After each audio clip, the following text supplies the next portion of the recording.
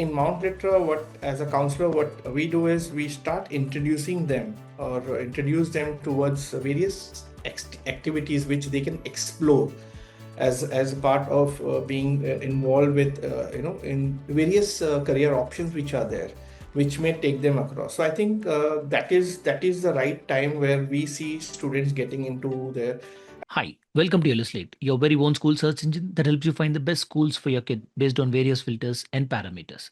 Today, we have Mr. Vivek Bhatt, who is the career counselor at the Mount Litera School International, which is in BKC in Mumbai. Let's speak to him and understand more about what kind of patterns did he observe in kids choosing careers in the recent times. Thank you so much for joining us, sir.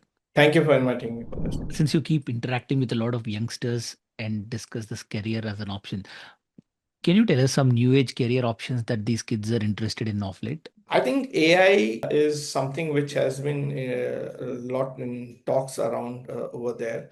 But I'm also happy to see students looking liberal arts as a career option where humanities subjects which are there, they are looking towards to make their career in. There are new careers which are coming up. So a lot of students are aspiring to get into the, I would say, medical or the health allied field of studies over there. Psychology is coming up big time. Surprisingly, students are now looking more towards economics as a combination, or that fintech is coming up. So these are the new age career that we are actually looking forward for the students, and they are talking about it. But these are the ones which are typically different, not, I would say, not very different from the conventional engineering and medical field of it. But yeah, they are the new age things which students are exploring to be part of it. I think creativity is another field which they are exploring. Design, the industrial design is coming up big time as an option. They want to explore. Again, it is parents' decision at the end of it, which sometimes impacts that thing. But yeah, students are actually exploring those side of careers also. Interesting. And since you brought in the aspect of profile building, can you throw more light on the importance of having a great profile while applying to big colleges and universities? So when we talk about profile building, it's not just over a year that you have to do it. It has to. So what happens in profile building is exactly it is outside classroom learning that we are talking about. The life skills that you try to tend to gain during by participating in these activities. Activities such as like MUNs, like Model United Nations. So where your leadership skills, your oratory skills develops when you participate in summer schools. So how do you live alone, like you're free, like there's no one to take care, you're on your own. So the decisions that you make, so it helps making decision over there. It gives you more right fitment, like how do I adjust with the new faces around me whom I am totally unknown to, and how do I shape myself, or by participating to competitive exams like Olympiads and various international exams like essay competitions are there. Many students are engaged with research work. They do a lot of internships. They participated so we try to engage them in overall development, including sports or some art or design related competitions or performing arts related activities. They can be part of it. So it's a wholesome working towards the activities or the range of activities that we want them to be participating in, like community service comes into play over there. Okay. Now, profile building also has to do with academic, non-academic thing. So suppose if I have earned scholarship, okay, if I'm studying on a scholarship in school, like say Mount Litera, we offer a lot of scholarship to our students. And it's not only that it is offered only to our own internal students, even like students who are joining from outside at our DP1. So we offer a lot of scholarship to them also. It's a merit-based scholarship, which is you have to qualify for, right? And the scholarship ranges up to like full tuition fees scholarship. We have students studying with us. So I think these are the various activity which goes into the profile building.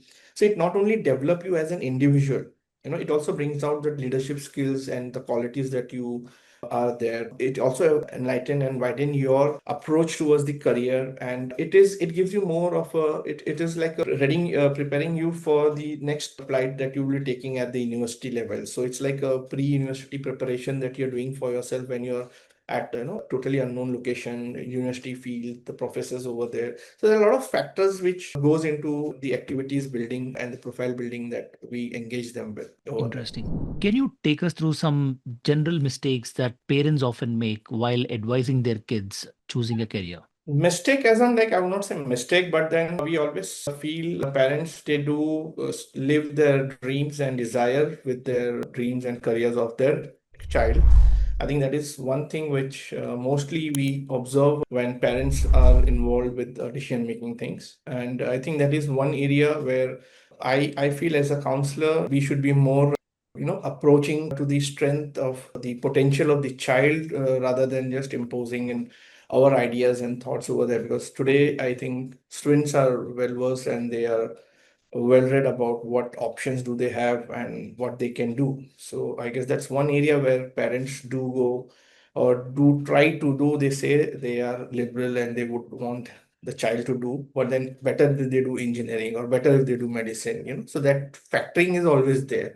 That I would like him to do engineering, but he's free to do what he wants to do.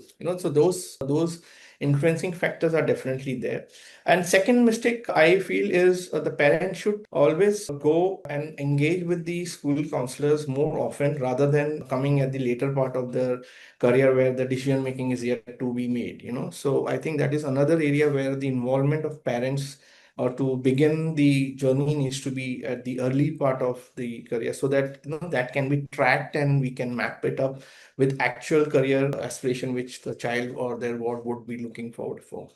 I think these are two parameters Great. which I see parents need to be more careful about. Great. Since you brought in the aspect of coming late and approaching the whole problem a little later than earlier, what age you think is the right time to take a call on kids' careers or maybe start this conversation around career with a kid?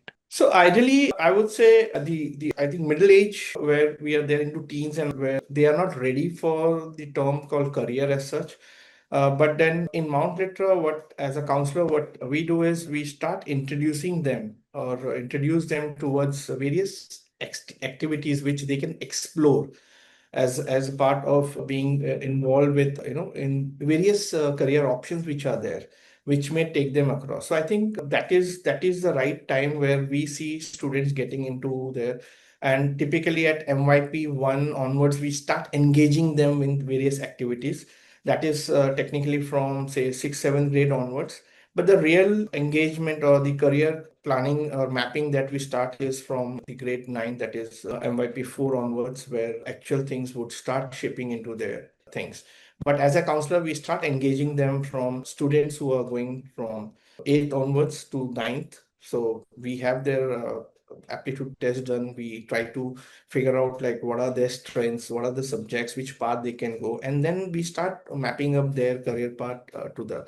Though we don't talk about what career they would be getting into because it's too early to zero down on a particular stream over there, because the interest level of a child would eventually change as they grow. So we don't want them to just focus on one career and go with it, but rather they should be exploring the most available opportunities for them so that they can then finally take a call. Okay, this is the path that I would like to get into, or this is the subjects combination that I would like to get into, and take it further from there. Kids should be exposed or should be encouraged to explore various careers starting from the beginning years of MYP. But my question is more related to taking kids interest into confidence. By what age you think should we really take their interest in a particular career seriously? Because at that age they might not understand what are they really passionate about or what they're genuinely interested in. So how do you make out the difference between these two? Okay, so that is why I said engaging them into various activities, being part of various summer school camps, or participating into some leadership activities like months and all those things, which helps them to relate their strength, their potential, their liking towards a subject. So kids may be having multiple interest and multiple career choice or the strength based on the subject scores that they get. So maybe I may be good with my creative side of it, I may be good with my quantitative maths, and I may also be good with history. Now how do I map it up? Like, I'm really interested in knowing the world politics, I am really interested in knowing things, but at the same time I'm excellent with my mathematical abilities over there, and I'm also good with my creative side. So these are the multiple talents which most of the students would come up with at the earlier age of it. But this fizzles off as they start getting into the higher grades. So typically when they reach the to the ninth to 10th, the journey from that, we start seeing that the seriousness towards or liking towards a particular subject starts building up for them. Now, had they been into various activities, if we have done a proper mapping for them, and if they have been part of the various activities which they have gone through by participating in their profile building things, so then we would come to know exactly where they're excelling, in which sector of career they would be liking towards or they would be going towards. And that is how they become more serious towards it, because they have participated in this. They know that, okay, now engineering is something which I would like to get into, or robotics is something which I would like to get into. So then we start mapping up their career path towards that. So ideally, I would say like 9th, 10th grade onwards is where they become slightly more serious about, they start connecting with the term called career and the future over there. And that is how that as a counselor, we track them, we see that how they are moving, how they're performing in those prerequisites subjects which are there. And then that's how the mapping and the further career aspirations starts working on that. Interesting. And in this kind of environment, what if a student is not particularly interested or great at something by the end of ninth or 10th standard, if he's not sure of which path to take, is it okay? Will he be able to figure out at a later stage? I think this is a very common thing which parents take up, and they are very really worried about, and they want to push, like, okay, my these like absolutely not serious, they are absolutely clueless as to what they do. And I think as a parent, it is absolutely okay if the child is not clear with what she wants to do, because they are at the stage which is called exploring. They are still exploring. They have not yet decided which part they would be going in, but eventually they would be doing it. The only thing that we need to be mindful as a parent and as a counselor is that we need to keep tapping as to what activities he or she is getting involved with, where that liking is slightly more. So there are high chances that I may be absolutely confused whether I should go with sciences or I should go with business studies. It's absolutely okay, but I need to also see, like, there would that it is not possible that I would have no interest at all in anything, right? There would be something which is working for me. There is something where my scores are reflecting me over with my interest towards that line or a field over there, right? There are high chances over there. So it is absolutely okay if the child is at the confused state, or I would not say confused state, it is more of an exploring state over there. We need to back it up with giving them more opportunities in exploring further in what they are thinking. So that will confirm, or that will solidify their ideas and thoughts about, okay, this is where I would like to be at the end of it. Say, suppose law, I want to pursue law. So I'm not sure whether I will be a right fit to a law, but because I am interested in that crime serials or the suits of those, OTP and all, OTT and all, which comes in. So I am more intrigued towards that role, or I am more influenced with that part of it. But that doesn't mean that I should make myself, okay, you're watching this, so you will be a lawyer. No, absolutely. So what are the parameters of, to be a lawyer? Are you a voracious reader? So first thing I would ask is how good are you with the readings? Because if you want to get into law, there are tons of books that you have to refer to. There are tons of things that you have to do. How good are you with your research work? How good are you with your language over there? How good are you with your oratory skills? Because you have to defend your client over there.